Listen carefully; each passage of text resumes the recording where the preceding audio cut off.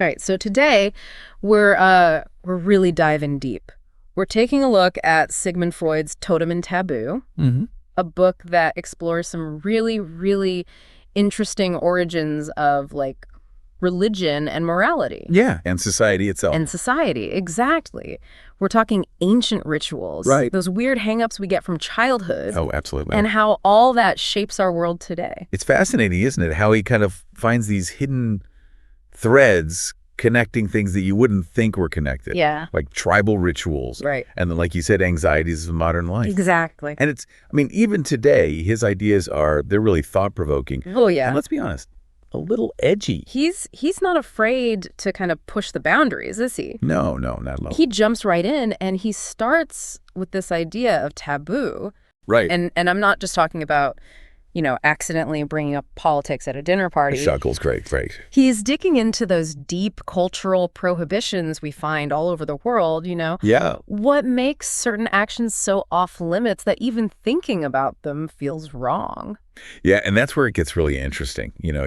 He noticed these really striking similarities between the taboos in what he called primitive cultures and the behavior of his patients. Oh, interesting. Yeah, who struggled with neuroses. Okay. Like what we might call anxiety disorders today. Okay, so he's drawing a line between like cultural taboos and... Again, individual. Okay, got it. Exactly. And one of the examples he explores is the strict rules against incest within Australian Aboriginal totem groups. Totem groups. So like if your family's totem was a bear... Yes. You couldn't marry someone else from a bear family. Exactly. Interesting. And he was in stop there. He was also really fascinated by those mourning rituals. Right. And the fear of the dead found in a lot of cultures. Yeah, like you can't say a dead person's name. Exactly. It's taboo. That's it. Taboo in action. Interesting. He also looks at the awe and reverence surrounding powerful figures. Okay. Like kings and chiefs. Okay. How people are both afraid of their power and drawn to it. So it's that kind of push and pull. Like that contradiction. Yeah. Exactly. Interesting. So we've got forbidden acts, fear of the dead, complex relationships with authority. You're starting to see a pattern here. Right, exactly. It's like all these seemingly different taboos, they all point to a deeper psychological thing, right? That's exactly... some mechanism going on there. That's exactly what Freud thought. He believed that we develop all these elaborate rules and rituals to deal with those really difficult, often conflicting emotions. Okay. And this leads us to his theory about the totem itself. All right, so here's where it gets interesting. Hit me with it. Okay, so Freud suggests that the totem animal, often a central figure in tribal societies, might actually be a symbolic substitute for, drum roll please. Oh, he chuckles. The primal father. Wait, hold on. So you're saying that when these tribes are worshiping a bear or a kangaroo, they're actually worshiping their dads? That's symbolically obvious. That's the idea, yes, on a symbolic level, of course. Right. And it actually ties into his theory of the Oedipus complex. Okay. Which basically says that children experience this really complex mix of love and hostility towards their parents, especially dad. Yeah. Especially the father. Okay. Basically, the child sees the same-sex parent as competition. Competing for mom. For the affection of the opposite-sex parent. Right. And it's all subconscious, of course. Yeah. But these dynamics can be incredibly powerful. Oh, for sure. Yeah. So the totem animal's like a stand-in for dad. In a way, yes. It's a way to work through all those complicated feelings. Exactly, without having to actually confront them head on. Interesting. That's really, really interesting. So he's saying that we kind of displace these feelings onto this symbol. Exactly. Okay, that makes sense. But how does this explain something like the totemic feast? Right. Where they would kill and eat their totem animal. Right. Isn't that a little counterintuitive? Well, that's where things get even more interesting. Okay. Because Freud suggests that this act could be linked to a symbolic rebellion against the father figure. So it's like a primal Thanksgiving gone wrong. Laughs lightly. In a way, you could say that. Okay. But the important part is this. He argues that this symbolic killing would then be followed by immense guilt and remorse. Oh, okay. And this, in turn, might have led to even stricter taboos. Makes sense. A way to appease the murdered father's spirit. Right. Like, oops, we killed dad. Maybe we should create some rules so this doesn't happen again. Exactly. Yeah, it's interesting how guilt and that need to atone really plays a role in how we organize ourselves. Absolutely. And those rules, those taboos, they become the foundation for what we now think of as morality and social order. Interesting. Yeah. So we're really saying our deepest anxieties, those primal instincts, are reflected in something as complex as religion. That's where Freud goes with it, yeah. Yeah. He saw a through line from early totemism to the more complex religious systems we see throughout history, even today. And that father figure, he's still there, just maybe a little... more refined. Yeah, more refined. So instead of a kangaroo, we're worshiping gods and kings. It's an evolution of symbols, you could say. Right. Freud saw gods and kings as these, well, more evolved father substitutes. Makes sense. And those rituals, like sacrifices. He saw them as a way to both honor and atone for that early rebellion against the primal father. Hold on. Every time someone made a sacrifice, they were symbolically trying to make up for killing dad. It's a big idea, right? But Freud believed those primal struggles, they left a real mark psychologically, passed down. Okay. It's like a cultural memory shaping our beliefs, even if we don't realize it. So our sense of right and wrong, our conscience, it's like, what? A fancier version of those old taboos? You got it. Freud thought our moral conscience came from internalizing those early prohibitions. Yeah. Like those don't eat your father rules. They got so deep, they became our own sense of morality. So somewhere deep down, we've all got that primal guilt. That fear of dad shaping how we see the world. In a way, yeah.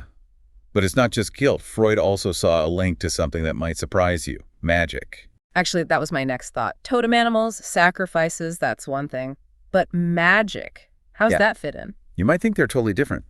But Freud saw a connection. Okay. He argued that magical thinking, that belief that your thoughts can change reality, it's key. Not just in those early cultures, but in the neurotic mind, too. Wait, are you saying I'm neurotic because I cross my fingers at a wishing well? Laughs. A little wishful thinking never hurt. Freud was looking at deeper examples. Right, right. He was into imitative magic. Imitative. Yeah, you do something to a symbolic object, you think it'll affect the real thing? Like a rain dance. Exactly. Or voodoo dolls, right. That's imitative magic.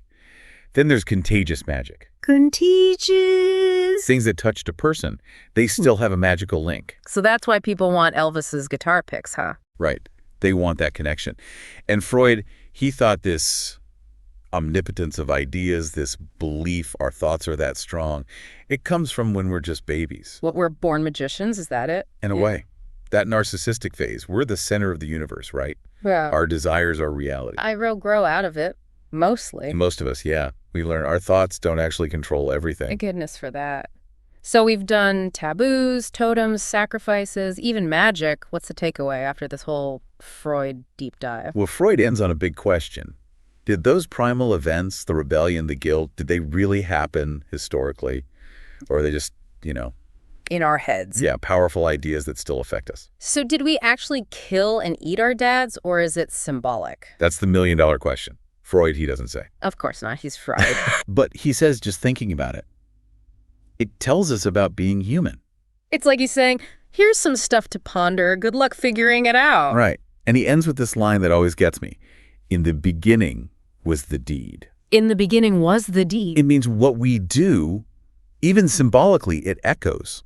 It shapes us way after it's done. In the beginning was the deed. Wow, this really makes you think. Like about the impact of what we do. Right. Even if it's symbolic, even if it was like way back. Like echoes. Yeah. But what's that mean for us now? Today in the 21st century, we're still like carrying those old anxieties. I think that's a question, honestly, we all kind of deal with. Yeah. In our own ways. And what's so interesting about Freud, even if you don't take it all literally, he gives us this way to understand those deep anxieties. Yeah. And even desires that we still have. Yeah. That still shape us. So maybe we didn't literally, right. kill and eat our dads, but there's still that kind of struggle, that push and pull, wanting to be free, but also needing some kind of order. It's everywhere, right? Yeah. Authority figures, moral choices we make. It's like we can't escape those old patterns. Even the things we're scared of, the things we want really deep down. Yeah. They're all part of this. It's true. Even now, it's like we're still... wrestling with those ghosts. Yeah, exactly. Like dad's still the king, even though we don't like to admit it. Right. Fascinating idea. Yeah, it really is. And Freud, he he wants us to think about it. He does. He doesn't give you the answers. No. But he gives you the tools to figure it out. To ask those questions. Right. About ourselves, about where we come from. Yeah, all those hidden forces. Yeah. Maybe that's the magic of Totem and Taboo, right? Not that it's all the answers, but it gets you to open your mind a little. It does. To see those deeper things in us. Yeah, the stuff we might not want to look at otherwise. Exactly. Exactly. Well, there you have it. Our deep dive into Freud. And Totem and Taboo, those primal forces and how they still echo in our world today. Yeah. We talked about taboos, totem animals, fathers, sacrifices, magic. It's been quite a journey. It really has. Yeah. But on that note, we're going to leave you with this. Think back to that quote. In the beginning was the deed. Let it really sink in. What does that mean to you? What deeds, have shaped your life? Something to think about. Until next time, keep diving deep.